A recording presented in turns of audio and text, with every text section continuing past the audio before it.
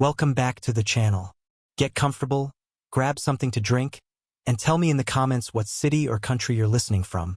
Because tonight's story begins with a marriage that looked strong from the outside and ends with a knock on the door no man in my position ever expects to hear. If you enjoy long, emotional stories about betrayal, survival, and rebuilding from the ground up, make sure to like the video, subscribe, and stay with me until the end. My name is Adrian Castillo.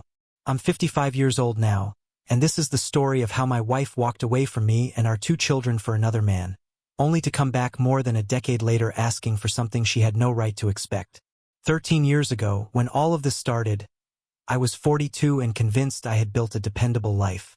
I worked as a regional logistics manager for a grocery distribution company called Harvest Point, overseeing warehouse flow, shipping schedules, and supplier coordination across a large part of the country. It was demanding work, but it paid well, came with strong benefits, and I had earned a reputation as the man who could solve problems before they turned into disasters.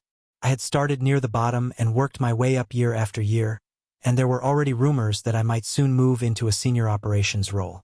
My wife at the time, Elena, was 38 and worked part-time at our daughter's school as an office assistant.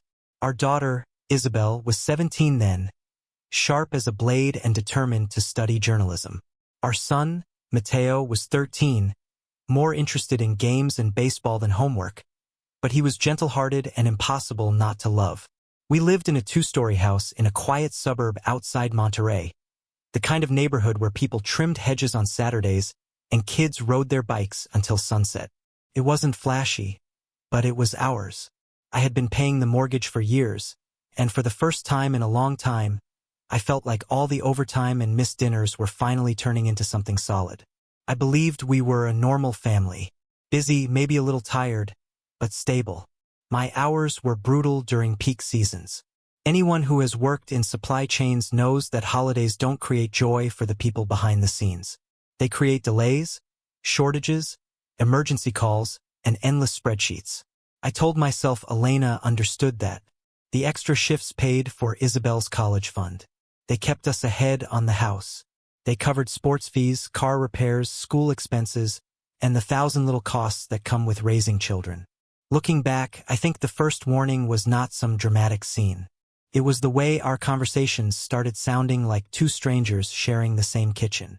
One Wednesday in early spring, I came home later than usual after a shipping backup at a coastal port threw off 3 days of inventory planning. Elena was at the stove, stirring sauce, and when I asked how her day had gone, she answered without even turning around. "Fine. The kids are handled." That was it. Something in her tone felt flat, distant, sealed shut. I asked if everything was okay. She said she was tired. Over the next few weeks, that answer became her shield. Tired. Headache. Busy. Not now. She started going to bed earlier.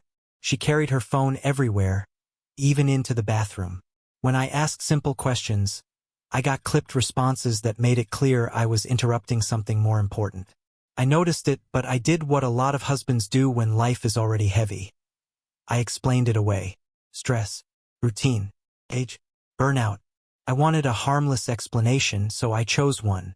The illusion cracked for good on a Friday. I got the chance to leave work earlier than expected and thought, for once, I'd surprise her. Our son was old enough to stay home alone for short stretches, and our daughter was spending the night with a friend. I turned onto our street before 6 and noticed an unfamiliar silver sedan parked not far from the house. One of our neighbors was out front watering plants, and she gave me a strange look when I got out of my truck. I remember that look more clearly than I remember the weather. It was pity mixed with discomfort, like she knew something I didn't. The house was too quiet when I stepped inside. I called Elena's name and heard nothing back. Then I heard voices upstairs. Low voices. Intimate voices. The kind that makes your body understand the truth before your mind is willing to accept it. I climbed the stairs slowly, feeling each step like my legs had been filled with wet cement. The voices were coming from our bedroom. When I got close enough, I heard her laugh. A real laugh. Warm, loose, natural. The kind I hadn't heard from her in months. Then I heard her say, "He won't be home for hours. He never gets back before 7 on Fridays." A man answered her. His voice was relaxed, amused, comfortable in my house. He called her Ellie, a nickname no one had used since college. I froze outside my own bedroom door with one hand gripping the banister so hard it hurt. Part of me wanted to burst in and start screaming. Instead, I pulled out my phone and started recording. Through the narrow opening, I saw her sitting on our bed in a blue dress I had never seen before, smiling at a man in jeans and a button-down shirt. He was in his mid-40s, broad-shouldered, casual, completely at ease, with his hand resting on her knee like he belonged there. She said his name, Travis. Then she said, "If Adrian ever found out," and he cut her off. "He won't. A guy like that, buried in work all day? He probably wouldn't notice if the roof caved in." She laughed. Then she said something that hit even harder. "Sometimes I feel like I'm married to his job, not to him." That was the moment something inside me dropped away. Not exploded, not shattered, dropped, cold and heavy. I backed away from the door, went downstairs as quietly as I could, stepped outside, and sat in my truck shaking so badly I could barely hold the steering wheel. 22 years of marriage had just been reduced to a private joke between my wife and another man in our bedroom. I called my brother Victor. The second he heard my voice, he knew something was wrong. I asked him one question. "If you found your wife with another man, what would you do?" There was a long silence. Then he said, very carefully, "Tell me exactly what happened." I did. He listened all the way through. When I was done, he told me not to do anything impulsive, not to confront her while I was in that state, and not to say a word to the kids yet. He said the recording was a start, but if this turned into a divorce, emotion wouldn't win the case. Evidence would. While I sat there, the man eventually came out of my house, kissed my wife on the front porch, and drove away.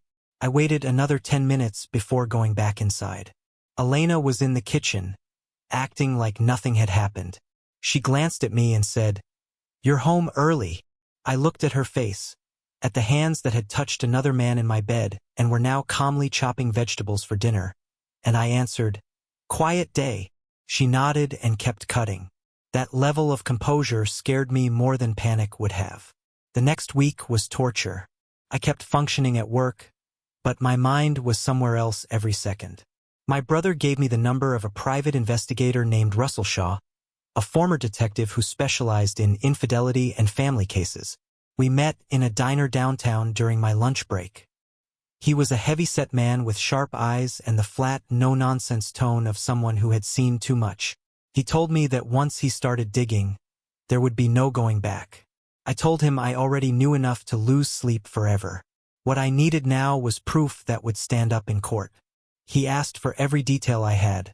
The man's first name, his car, approximate age, places, times, anything I had noticed. 3 days later, he called me with the first layer of truth. The man's name was Travis Mercer. He was 45, worked as a regional sales rep for a building materials supplier, had multiple DUI charges, overdue child support, and a long history of leaving damage wherever he went. Even worse, he was married. Newly married, in fact, to a woman who had no idea what kind of man she had tied herself to. Russell followed Elena for more than a week. He documented meetings, hotel visits, restaurant receipts, photographs, timestamps, and license plates. By the end of the second week, I had a folder thick enough to destroy her in divorce court. But instead of feeling victorious, I felt hollow. All those years, all those birthdays, all those bills paid and holidays planned and ordinary evenings survived together, reduced to evidence tabs and photographs. The real breaking point came one night when I got home late, legitimately late, after a shipping crisis dragged me deep into the evening. The house was dark except for the glow of the television. Mateo was asleep on the couch in his school clothes. Isabel's car was gone. Elena was nowhere to be found. I woke my son gently and asked where his mother was. He rubbed his eyes and said she had left around 6 to run errands, and told him to order pizza. It was nearly 10:30. No message. No explanation. No concern about whether her son had eaten anything decent or gone to bed on time. Standing there in the dim light, I expected rage. What I felt instead was something colder and far more dangerous. resolve. I called Victor and asked if he could come stay with Mateo for a while. He showed up, looked at my face, and wisely didn't ask many questions. I drove with no destination and ended up at a casino on the other side of the city, a place I had only visited twice before for company parties. That night the noise and bright lights felt like anesthesia. I sat at a blackjack table and told myself I would stay an hour. First I won. Then I kept playing. By midnight I was ahead. By 2 in the morning I had given most of it back. By dawn I had lost far more than I could afford, including money I had mentally set aside for Isabel's upcoming college expenses. When I got home, my brother was still there drinking coffee at my kitchen table. I told him everything. The gambling, the numb relief, the ugly temptation to keep going just so I wouldn't have to think about my marriage collapsing. He listened, then told me I couldn't keep drifting. Either I was going to let this destroy me or I was going to act. The next morning I called in sick, waited for Elena to leave for work, went upstairs and packed 3 large suitcases with her clothes, shoes, and personal items. I did it methodically, almost calmly. The furniture, the accounts, the legal mess, all of that would be handled by attorneys. But I wanted her belongings out of our bedroom before we had the conversation that would end our marriage. When she came home that afternoon, she found the suitcases lined up near the entrance and me sitting at the kitchen table with Russell's files spread in front of me. She stopped dead. "What is this?" she asked. I told her to sit down. She stayed standing for a moment, staring at the photographs, hotel records, phone logs, and printed receipts. Then I saw real fear enter her face.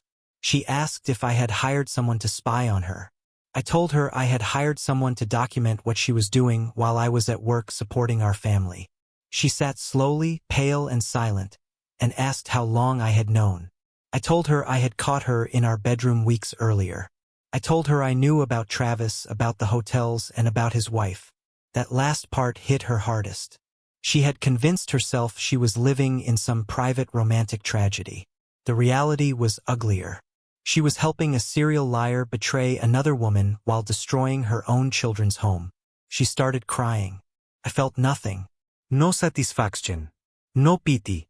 Just a hard, clear determination to finish what had to be finished. I told her how things were going to work. She was leaving that night. She could stay with her sister, with Travis, in a hotel, wherever she wanted. I didn't care. But she was not sleeping in that house again. I told her I would be filing for divorce on Monday and seeking primary custody of both children. I told her we would tell the kids in a controlled way, not with a screaming scene and not on her terms. She pleaded for a chance to explain. I told her there was no explanation that changed anything. She eventually picked up her purse, her keys, and left with the suitcases. After the door closed, I sat alone at the table with the evidence of a dead marriage in front of me and felt the house grow quieter than it had ever been. When Isabel came home from her part-time job that evening, she immediately sensed the change. She asked where her mother was and why the house felt strange. I had dreaded that conversation, but there was no point delaying it. She was old enough to understand. I told her her mother had moved out and that we were getting divorced. The surprise on her face lasted only a second before giving way to something closer to grim recognition. She asked if it was because of the tension between us, and when I asked if she had noticed, she almost looked offended. "Dad, I'm not blind," she said. She told me her mother had been acting strangely for weeks, sneaking calls, staying out later than usual, moving through the house like she was living 2 lives. I made the decision right there to tell her the truth. I said her mother had been having an affair, that I found out, and that I asked her to leave. Isabel sat quietly for a long time, then said she was sorry. Her voice was steady, mature, and much older than a teenager's should have sounded. Mateo took the news much harder. When he got home from baseball practice, still carrying all the uncomplicated energy of a boy who didn't yet know how quickly life can split in 2, I sat him down with Isabel beside him and explained that his mother and I were having serious problems and that she had moved out for a while. He looked at me, then at his sister, then back at me and asked the question I had hoped to avoid. "Are you getting divorced?" I told him probably yes. Then he asked if it was his fault because of something he had done at school the month before. That question almost broke me. I pulled him into my arms and told him none of this had anything to do with him or his sister. He cried with the full-body grief only children can produce, and I held him while staring over his shoulder at my daughter, who was trying hard not to cry herself. I promised him everything would be okay, even though I had no idea whether I could truly make that promise.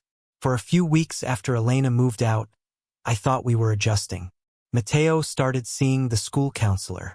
I reorganized my work hours so I could be home more often. We built routines. We ate dinner together. We tried to create order. Then one Friday night, I got a call from the police saying they had Isabel in custody. Hearing those words about my daughter felt surreal.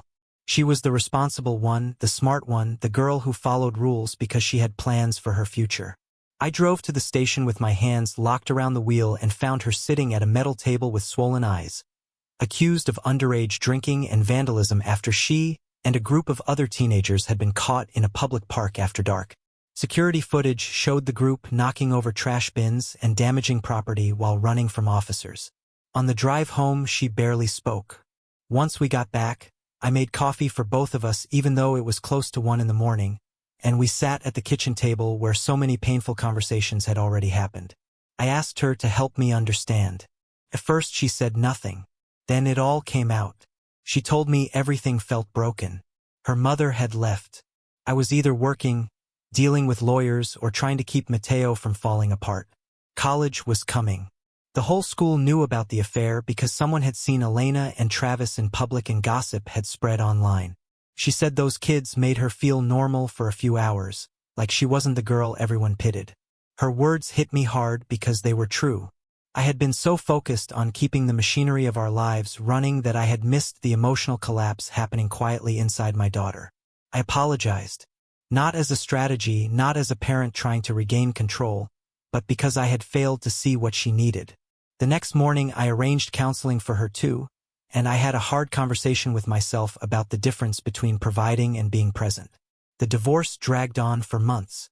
Elena fought at first, especially over custody, but once Travis's record and instability became part of the legal picture, her position weakened fast. In the end, she accepted limited visitation. Against every warning and every shred of common sense, she stayed with him. Eventually, she even married him. I buried myself in work and parenthood, determined that whatever damage she had done, I would not let it define our children's futures. Isabel graduated, won a scholarship, studied journalism, and built a career at a regional newspaper before moving into investigative reporting. Matteo struggled longer. The abandonment left a mark on him that showed up in anger, discipline problems, and clashes with authority throughout his teens. But sports gave him structure. Baseball kept him moving when grief might have turned him inward. He earned a college opportunity through athletics and later built a career in sports management. About 5 years after the divorce, I met Claire at one of Matteo's university events. She was an assistant coach with a calm strength about her, the kind of woman who didn't make speeches about loyalty because she simply lived it. She understood quickly that my children would always come first, and instead of competing with that truth, she respected it. We married a couple of years later in a small ceremony that felt less like some dramatic new chapter and more like finally stepping into clean air after years underground. By the time Matteo turned 25, both kids had lives of their own. Isabel was married to a good man named Lucas and thriving in her work. Matteo was managing operations for a minor league baseball club in another state. They visited often, but their lives no longer revolved around mine. I had made peace with that. It meant I had done my job. As for Elena, she had become a distant administrative fact. An occasional legal notice. A stiff exchange at Isabel's wedding. A birthday card now and then. She and Travis had moved across the country several years after the divorce, and I was grateful for the distance. I truly believed that chapter was closed. Then one Tuesday evening in early autumn, more than a decade after she had walked out on us, there was a knock at the door. When I opened it, I didn't recognize her right away. The woman on my porch looked older than her years, painfully thin, with gray threaded through her hair and exhaustion carved deep into her face. But when she spoke my name, I knew. She asked if she could come in because she needed to talk. My first instinct was to refuse. to close the door and protect the peace we had built. But curiosity, and maybe some leftover reflex from a life we once shared, made me step aside. Claire was in the kitchen making dinner. When I told her we had an unexpected visitor, she looked toward the living room, understood immediately who it was, and quietly offered to give us privacy. Elena sat on the edge of the sofa and looked around at the house, at the framed wedding photos of our children, the graduation pictures, the visible evidence of a life she had not been part of. Then she told me she had stage 4 pancreatic cancer. The doctors had given her months, maybe less. I'll be honest, that was not what I expected. Whatever script I had imagined, it wasn't that one. I told her I was sorry, and I meant it. There are some things too cruel to wish on anyone, even someone who once hurt you deeply. Then she told me why she had come. She wanted to see Isabel and Matteo before she died. She wanted to make things right if she could. I looked at this woman who had once been the center of my entire world and now felt like a figure from another lifetime. Her illness explained her fragile appearance, but it did not erase the larger question. Why now? Why after all those years? I told her the truth. She didn't need to convince me. She needed to convince them. They were adults. They would decide for themselves whether they wanted contact. She asked if I would help. I said I would give her their numbers, but I would not pressure them and I would not try to influence their decision. They had built their lives without her. They had earned the right to protect their peace. She started crying and asked if the fact that she was dying counted for anything. The question hung there between us. Did a terminal diagnosis erase abandonment? Did approaching death cancel out years of absence? I told her it counted for compassion. I was genuinely sorry she was sick. But dying did not undo what she had chosen or what it had cost everyone else. She told me her marriage to Travis had been a nightmare. Alcohol, violence, fear, attempts to leave, isolation. I listened, but I also reminded her of something she didn't want to hear. She had once had a home, children, a husband, and a way back before pride and secrecy carried her too far. At some point, pain stops being an excuse and becomes part of the bill for your own decisions. I wrote down Isabel's and Matteo's contact information and handed it to her with one condition. If either of them said no, she had to accept it. No guilt, no emotional blackmail, no deated manipulation. She nodded with trembling hands. Then she asked whether I had ever forgiven her. I thought carefully before answering. I told her yes, I had forgiven her years earlier, but not for her sake. I forgave her because bitterness would have poisoned the rest of my life and damaged my children even more. Forgiveness, I told her, did not mean trust, and it did not mean reopening doors that needed to stay closed. She asked me to tell her about the children, so for the next hour I did. I told her about Isabel's career, her marriage, her intelligence, her resilience. I told her about Matteo's struggles, his achievements, his generous heart. I showed her photos from graduations, celebrations, weddings, all the milestones she had missed. She cried almost the entire time, grieving not only the life she was about to lose, but the years she had thrown away while they were still hers to live. When she finally left, I felt drained but strangely lighter. There was closure in that conversation, even if I hadn't known I still needed it. 3 days later, Isabel called. She said her mother had contacted her and that she was not going to meet with her. She said she did not want peace. She had needed a mother when she was 17 and drowning in shame, gossip, and confusion. She did not need an apology now that her own life was stable. Matteo made the same decision. Neither of my children wanted to reopen old wounds for the sake of someone else's conscience. Elena died 4 months later in hospice care several states away. Claire and I attended the funeral not for Elena, but because our children chose not to go and I felt someone should stand there on behalf of the life that had once connected us.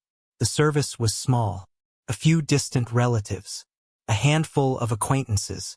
Travis, looking older and more worn than I remembered. Standing there beside her coffin, I felt neither triumph nor grief, just completion. The woman who had detonated our family and then vanished into her own ruin was gone.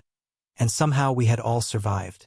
6 months after her death, Isabel called me with joy crackling through her voice. She and Lucas were expecting a baby. Hearing that changed something in me. My daughter, who had carried so much pain through her late teens, was now building a family of her own. I asked how she felt. She laughed and said terrified, excited, and happy all at once. Then she said something I will never forget. She told me that whatever kind of mother she became, it would be shaped by what I had taught her about staying, about showing up, about commitment being something you practice, not just something you promise. No professional success I ever had meant as much as hearing that. Matteo married the following year. He asked me to walk with him in a role that would have belonged to his mother if she had still been part of his life. During his wedding speech, he said that being a man is not about never falling. It's about getting back up and taking care of the people who depend on you. I had to look away for a moment after he said it because I knew exactly what it had cost him to learn that lesson. Claire and I have been married for years now. She never tried to replace Elena in the children's lives. What she became instead was something honest and invaluable. A steady, loving presence that helped all of us heal without forcing anyone to pretend the past had never happened. After the kids were fully independent, we moved into a smaller house that felt like ours rather than a place haunted by old memories. She runs a youth baseball league now, and I volunteer with scheduling and operations. We travel, we read.